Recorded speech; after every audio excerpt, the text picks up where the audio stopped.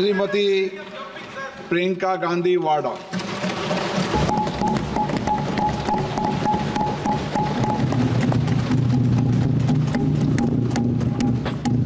नमस्कार। माननीय अध्यक्ष महोदय जी, आज आपने मुझे इस सभा में बोलने का मौका दिया, इसके लिए मैं आपकी बहुत बहुत आभारी हूँ। सबसे पहले जो सुरक्षाकर्मी, जो जवान अफसर 13 दिसंबर को संसद की सुरक्षा के लिए शहीद हुए, उनके प्रति मैं श्रद्धांजलि व्यक्त करना चाहती हूँ।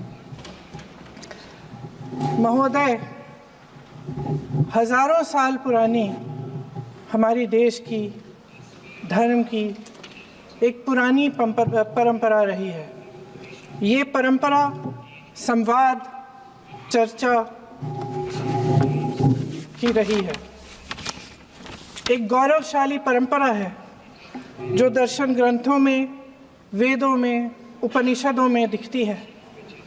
वाद विवाद और संवाद की हमारी पुरानी संस्कृति है। अलग अलग धर्मों में भी, इस्लाम में, सूफियों में, बौद्ध धर्म में, जैन धर्म में, सिख धर्म में भी ये वाद संवाद, ये चर्चा बहस, इसकी संस्कृति रही है। इसी परंपरा से उभरा हमारा स्वतंत्रता संग्राम। हमारा स्वतंत्रता संग्राम विश्व में एक अनोखा संग्राम था, एक अनोखी लड़ाई थी जो अहिंसा और सत्य पर आधारित थी। ये वाद संवाद की जो परंपरा है, इसको इस संग्राम ने आगे कैसे बढ़ाया? क्योंकि ये जो संग्राम था, ये जो लड़ाई थी हमारी आज़ादी के लिए, एक बेहद लोकतांत्रिक लड़ाई थी। इसमें देश के किसान, देश के जवान, देश के मजदूर, देश के अधिवक्ता, देश के बुद्धिजीवी, चाहे किसी भी जाति के हों, चाहे किसी भी धर्म के हों, चाहे किसी भी भाषा को बोलते हों, सब इस स्वतंत्रता संग्राम में शामिल हुए। सब ने हमारे देश की आज़ादी की लड़ाई लड़ी।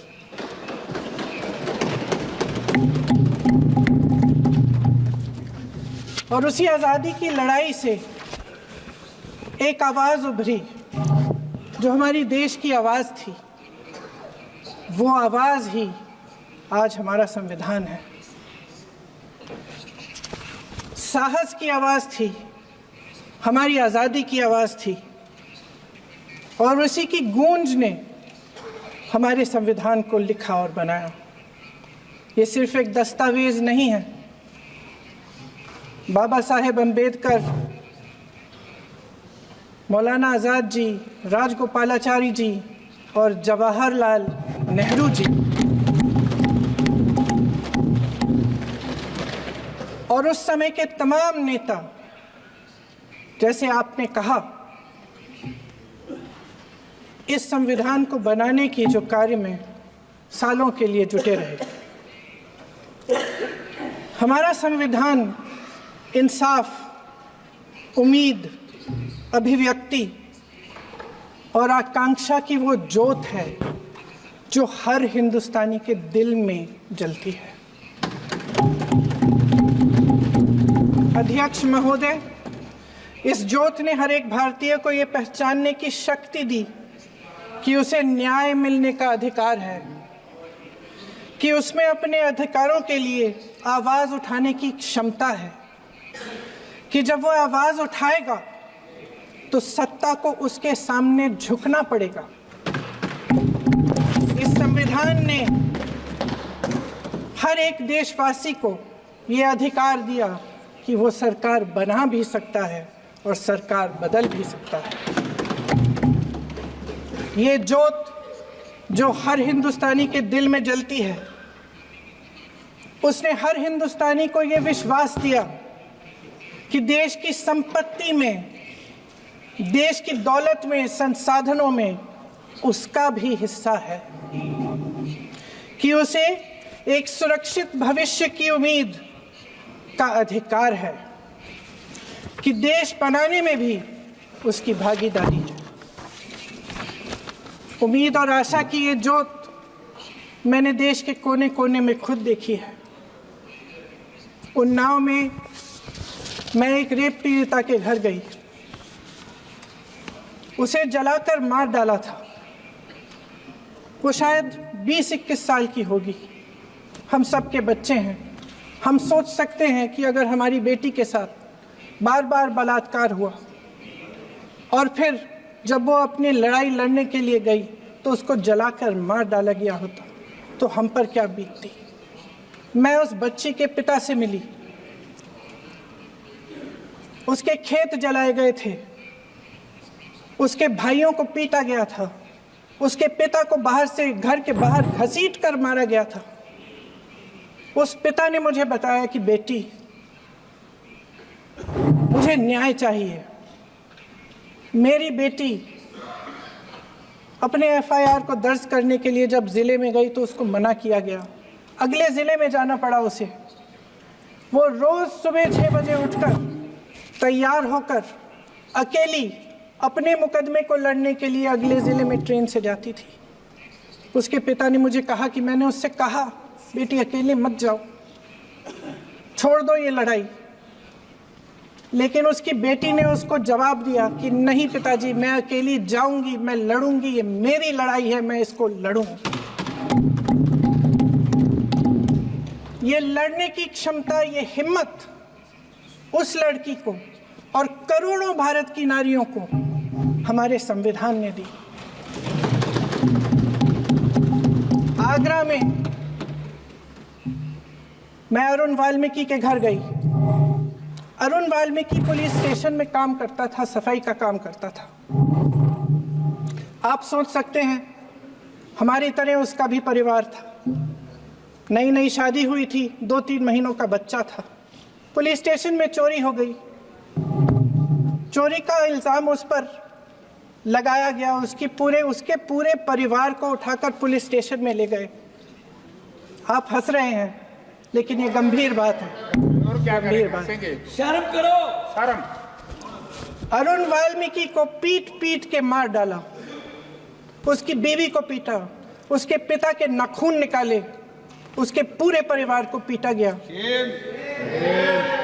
जब मैं उस जवान महिला से मिलने गई जो अभी अभी विधवा हुई थी, तो उसने मुझे कहा कि दीदी, हमें सिर्फ एक चीज चाहिए, हमें न्याय चाहिए और हम इस न्याय के लिए लड़ते रहेंगे, चाहे कुछ भी हो जाए। ये हिम्मत उस महिला को हमारे संविधान ने दी।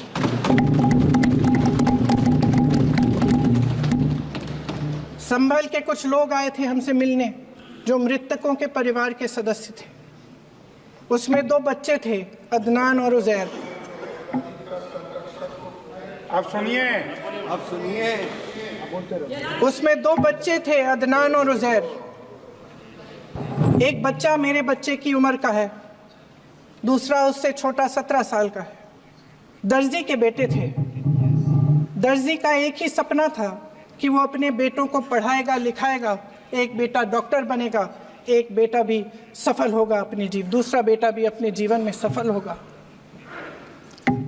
उनके पिताजी हर रोज उनको स्कूल छोड़ते थे। उस दिन भी स्कूल छोड़ने के बाद अपनी दुकान में चले गए। उन्हें पता नहीं था कि विवाद हो रहा है।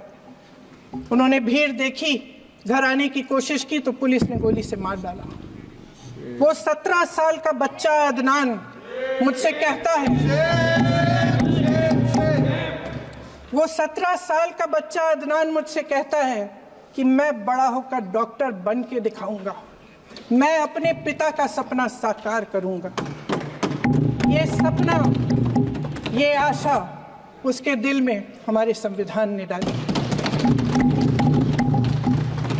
अध्यक्ष महोदय, हमारे देश के करोड़ों देशवासियों के संघर्ष में, अपने अधिकारों की पहचान में, इनकी कठिन से कठिन परिस्थितियों से लड़ने की अपार हिम्मत में और देश से न्याय की अपेक्षा में हमारे संविधान की ज्योत जल रही है।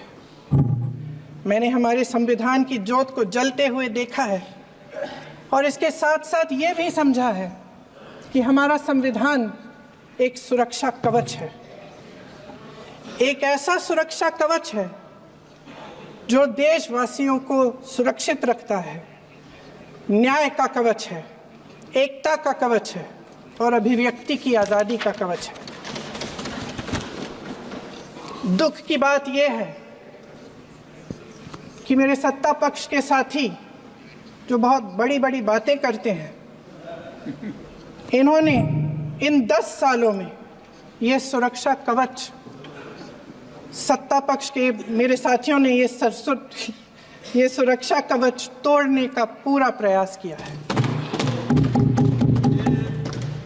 संविधान में सामाजिक, आर्थिक और राजनीतिक न्याय का वादा है। ये वादा एक सुरक्षा कवच है जिसको तोड़ने का काम शुरू हो चुका है। लैटरल एंट्री और निजीकरण के जरिए ये सरकार आरक्षण को कमजोर करने का काम कर रही है। अगर लोकसभा में ये नतीजे नहीं आए होते तो ये संविधान बदलने का काम भी शुरू कर लेते। सच्चाई ये है अध्यक्ष महोदय कि आज संविधान बार बार इसलिए कह रहे हैं क्योंकि इस चुनाव में इनको पता चल गया कि इस देश की जनता ही इस संविधान को सुरक्षित रखेगी, कि इस चुनाव में हारते हारते जीतने से इन्हें एहसास हुआ कि ये संविधान बदलने की बात इस देश में नहीं चलेगी। आज जनता की मांग है कि जाति जनगणना हो। सत्ता पक्ष के मेरे साथी ने इसका जिक्र किया। ये जिक्र भी आज इसलिए हो रहा है क्योंकि चुनाव में ये नतीजे आए। ये जाति जनगणना इसलिए जरूरी है ताकि हमें पता चले कि किसकी क्या स्थिति है और नीतियां उस हिसाब से बने। इनकी गंभीरता का प्रमाण ये है कि जब चुनाव में पूरे विपक्ष ने जोरदार आवाज उठाई कि ये जाति जनगणना होनी चाहिए, तो इनका जवाब देखिए। इनका जवाब भैंस भाग भैंस चुरा लेंगे, मंगलसूत्र चुरा लेंगे, इनका ये जवाब था। ये गंभीरता है इनकी जाति जनगणना पर। महोदय, हमारे संविधान ने आर्थिक न्याय की नींव डाली, किसानों, गरीबों और को जमीन बांटी, भूमि सुधार किया, जिसका नाम लेने से कभी कभी आप झिझकते हैं और कभी कभी उनका नाम धड़ाधड़ इस्तेमाल किया जाता है अपने आप को बचाने के लिए। उन्होंने HAL, BHEL, SAIL, GAIL, ONGC, NTPC, railways, IIT, IIM, oil refineries, तमाम PSU बनाए। अध्यक्ष महोदय, उनका नाम पुस्तकों से मिटाया जा सकता है, उनका नाम भाषणों से मिटाया जा सकता है, लेकिन जो उनकी भूमिका रही इस देश की आज़ादी के लिए और इस देश के निर्माण के लिए, वो इस देश में से कभी मिटाया नहीं जा सकता। 75 सालों में जनता का भरोसा रहा कि नीतियाँ बनेंगी तो जनता की भलाई के लिए बनेंगी। जल जंगल जमीन का अधिकार मिला आदिवासी भाई बहनों को। इंदिरा जी ने बैंकों का राष्ट्रीयकरण करवाया, खदानों का राष्ट्रीयकरण कराया। कांग्रेस और यूपीए की सरकारों में शिक्षा का, भोजन का अधिकार मिला। 75 सालों में जनता का भरोसा मिला। पहले संसद चलती थी तो जनता की उम्मीद होती थी कि सरकार महंगाई और बेरोजगारी पर चर्चा करेगी, कोई उपाय निकालेगी, कोई रास्ता निकालेगी। लोग मानते थे कि अगर कोई नई आर्थिक नीति बनेगी तो देश की अर्थव्यवस्था को मजबूत बनाने के लिए बनेगी, तो भारतीय बाजार को मजबूत बनाने के लिए बनेगी, उनके भविष्य को मजबूत बनाने के लिए बनेगी। किसान और आदिवासी भाई बहन भरोसा करते थे कि यदि जमीन के कानून में संशोधन होगा तो उन्हीं की भलाई के लिए होगा। आप नारी शक्ति की बात करते हैं, आज चुनाव की वजह से शायद इतनी बातचीत हो रही है नारी शक्ति के बारे में, क्योंकि हमारे संविधान ने महिलाओं को ये अधिकार दिया, उनकी शक्ति को परिवर्तित किया वोट में। और आज आपको पहचानना पड़ रहा है कि महिलाओं के बिना, कि नारी शक्ति के बिना ये सरकारें नहीं बन सकती हैं। इसीलिए आज आप नारी शक्ति की बातें दोहरा रहे हैं। जो आप नारी शक्ति का अधिनियम लाए हैं उसको लागू क्यों नहीं करते? वो 10 साल बाद लागू क्यों होगा? क्या आज की नारी 10 साल इंतजार करेगी उसके लागू करने के लिए? क्या बात है, क्या बात है।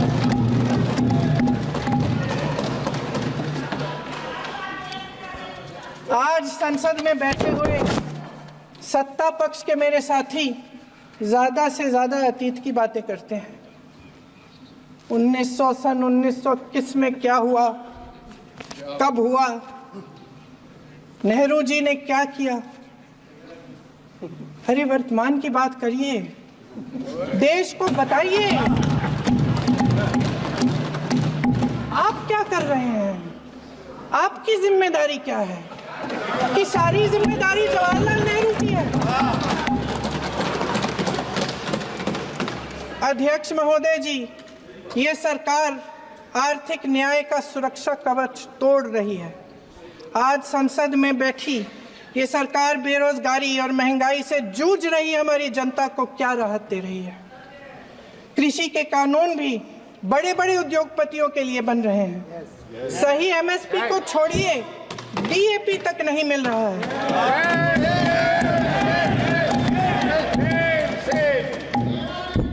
वायनाड से लेकर ललितपुर तक इस देश का किसान रो रहा है। आपदा आती है तो उसको कोई राहत नहीं मिलती। भगवान भरोसे है आज इस देश का किसान, उसको छोड़ दिया गया है। आज हिमाचल में देखिए, जितने भी कानून बने हैं वो सब बड़े बड़े उद्योगपतियों के लिए बन रहे हैं। हिमाचल में जो सेब उगता था, उसके जो छोटे छोटे किसान हैं वह रो रहे हैं, क्योंकि एक व्यक्ति के लिए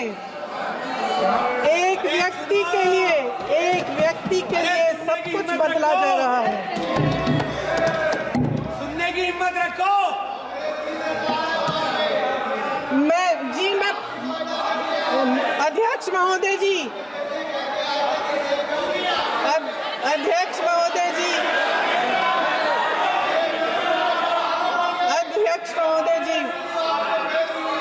अध्यक्ष महोदय जी, अडानी जी को सारे कोल्ड स्टोरेज प्रदेश की सरकार ने नहीं दिए। अडानी जी को सारे कोल्ड स्टोरेज आपकी सरकार ने दिए।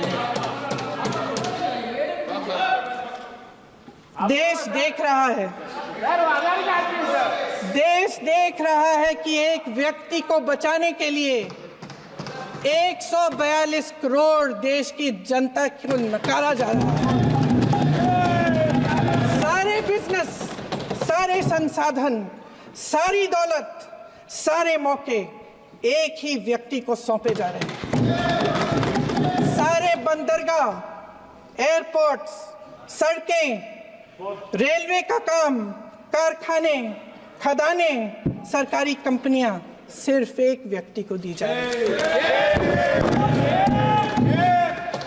जनता के मन में हमेशा ये विश्वास होता था कि अगर कुछ नहीं है तो संविधान हमारी सुरक्षा करेगा, मगर आज आम लोगों के बीच ये धारणा बनती चली जा रही है कि सरकार सिर्फ अडानी जी के मुनाफे के लिए चल रही है।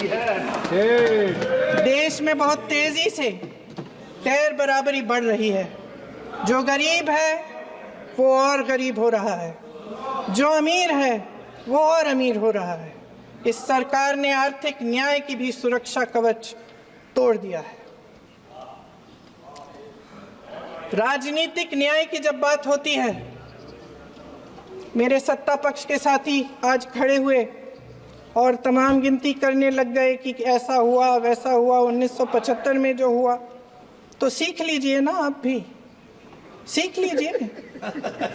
आप भी अपनी गलतियों के लिए माफी मांग लीजिए। आप भी बैलेट पे चुनाव कर लीजिए। आप भी बैलेट पे चुनाव कर लीजिए। दूध का दूध, पानी का पानी हो जाएगा। आप राजनीतिक न्याय की बात करते हैं, सरकारों को पैसों के बल पर गिरा देते हैं।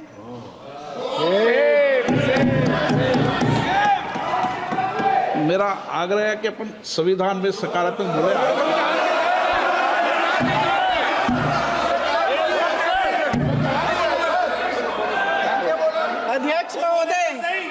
अध्यक्ष महोदय, सत्ता पक्ष के हमारे साथी ने एक उदाहरण दिया उत्तर प्रदेश की सरकार का, तो मैं भी एक उदाहरण दे देती हूँ महाराष्ट्र की सरकार का।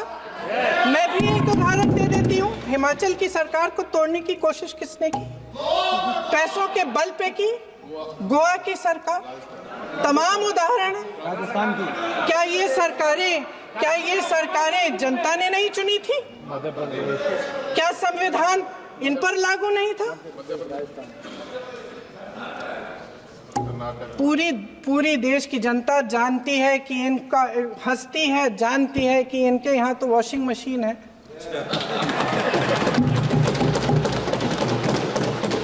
तो यहाँ से वहां जाता है, वो धुल जाता है।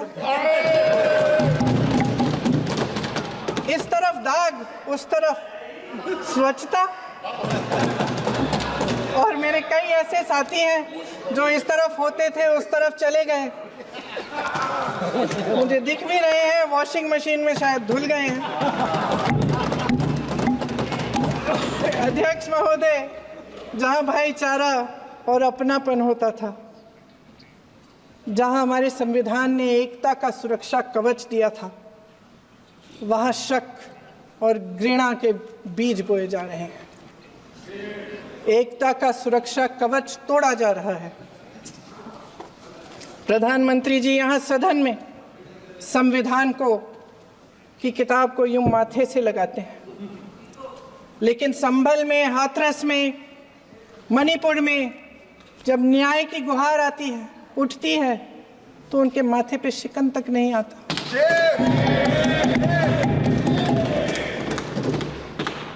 शायद समझ नहीं पाए हैं कि भारत का संविधान संघ का विधान नहीं है।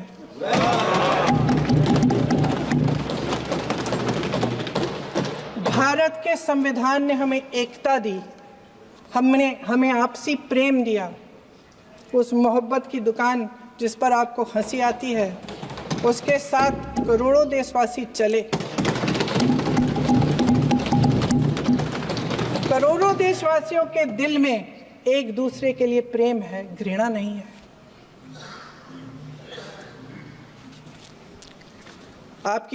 इनकी जो विभाजनकारी नीतियां हैं, उसका नतीजा हम रोज देखते हैं।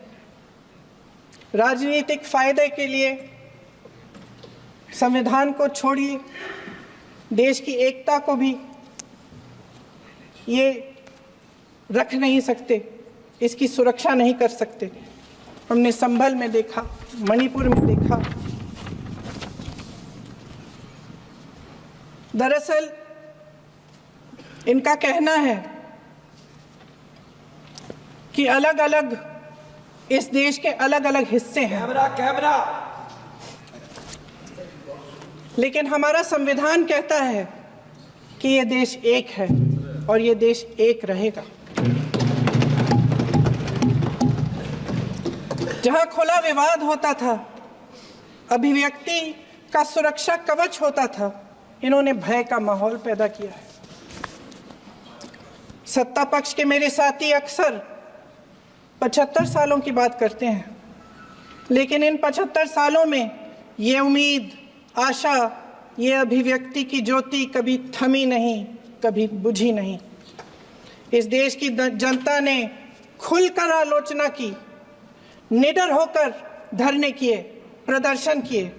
जब जब जनता नाराज हुई, तब तब सत्ता को ललकारा, उसे चेतावनी दी, बड़े से बड़े नेताओं को कटघरे में खड़ा किया, उनसे जवाब मांगा, न्याय मांगा, इस देश के छोटे छोटे से नुक्कड़ की दुकानों में, चाय की दुकानों में, इस देश के घरों में, गलियों में, मोहल्लों में, अखबारों में, प्रकाशन घरों में, न्यायपालिकाओं में चर्चा कभी बंद नहीं हुई। लेकिन आज ये माहौल नहीं है। आज जनता को सच बोलने से डराया जाता है, धमकाया जाता है। पत्रकार हो या विपक्ष का नेता हो या किसी यूनिवर्सिटी का प्रोफेसर हो, छात्र संघ हो या कर्मचारियों का संगठन हो, सबका मुंह बंद कराया जाता है। किसी पे ईडी, किसी पे सीबीआई, किसी पे इनकम टैक्स, फर्जी मुकदमे लगवाए जाते हैं, जेल में डाल दिया जाता है, विपक्षी नेताओं को जेल में डाल दिया जाता है, उनको सताया जाता है। किसी को नहीं छोड़ा इस सरकार ने। देशद्रोही कह के उत्तर प्रदेश में मुझे याद है कुछ अध्यापिकाएं प्रदर्शन कर रही थी, उन पर मुकदमा डाल दिया देशद्रोही का, उन्हें देशद्रोही कह दिया। इन्होंने देश का पूरा माहौल भय से भर दिया है। इनकी मीडिया की मशीन झूठ फैलाती है, तरह तरह के आरोप लगाती है, और शायद वह भी भय में ही है। महोदय, मैं इस सदन को याद दिलाना चाहती हूँ कि ऐसा डर का माहौल देश में अंग्रेजों के राज में था। जब इस तरफ बैठे हुए गांधी की विचारधारा वाले लोग आज़ादी की लड़ाई लड़ रहे थे और उस तरफ वाली विचारधारा वाले लोग भय में रहकर अंग्रेजों के साथ साठ-गांठ कर रहे थे। लेकिन अध्यक्ष महोदय, भय का भी अपना स्वभाव होता है। भय फैलाने वाले हमेशा भय का खुद शिकार बन जाते हैं। ये प्रकृति का नियम है। आज इनकी भी यही हालत हो गई है। भय फैलाने के इतने आदी हो गए हैं कि खुद भय में रहने वाले हैं। चर्चा से डरते हैं, आलोचना से घबराते हैं। कई दिनों से हम मांग रहे हैं कि चर्चा करिए,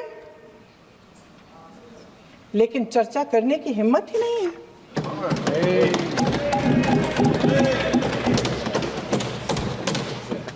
एक कहानी होती थी अध्यक्ष महोदय, शायद बचपन में आपने भी सुनी होगी। राजा भेष बदलकर बाजार में आलोचना सुनने जाता था। ये सुनने जाता था कि प्रजा मेरे बारे में क्या कह रही है, मैं सही रास्ते पे चल रहा हूं कि नहीं।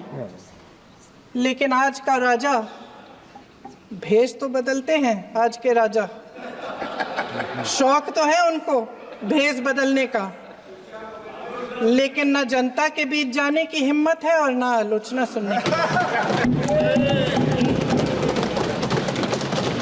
महोदय, मैं तो सदन में नहीं हूं।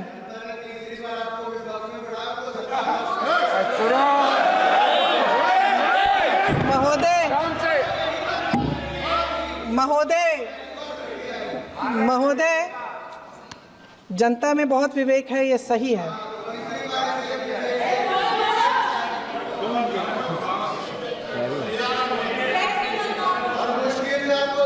अच्छा महोदय, मैं सदन में नहीं हूँ,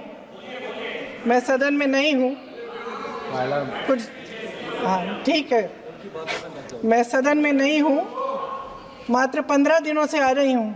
लेकिन मुझे ताज्जुब होता है कि इन 15 दिनों में इतनी बड़े इश्यूज हैं, इतनी बड़ी बातें हैं, प्रधानमंत्री जी मात्र एक दिन के लिए शायद 10 मिनट के लिए दिखे हैं सब।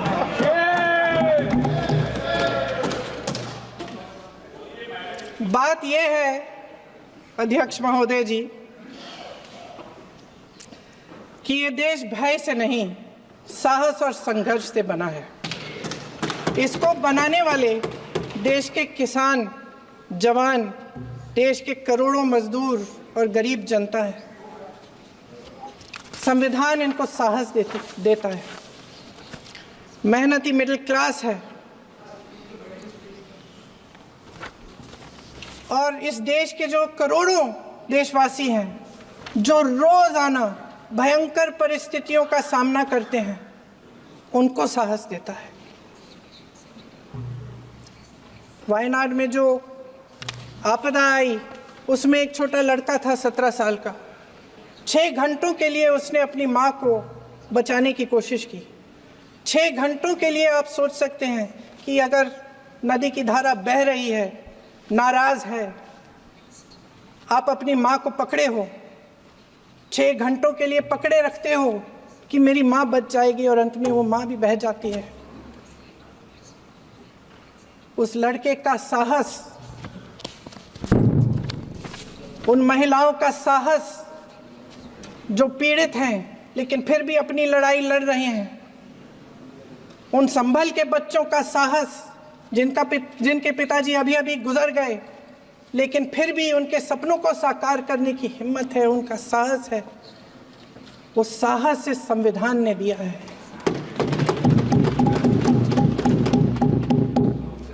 वो आत्मविश्वास इस संविधान ने दिया है। ये देश भय से नहीं चल सकता, ये देश साहस से ही चलेगा। भय की भी सीमा होती है, और जब वो सीमा पार हो जाती है, जब किसी को इतना दबाया जाता है कि उसको लगने लगता है कि अब मेरे पास खोने के लिए कुछ नहीं है, तब उसमें एक ऐसी शक्ति पैदा होती है जिसके सामने कोई कायर खड़ा नहीं हो सकता। ये देश कायरों के हाथों में ज्यादा देर तक कभी नहीं रहा है। ये देश उठेगा, ये देश लड़ेगा, सत्य मांगेगा, सत्यमेव जयते। जय हिंद। अगले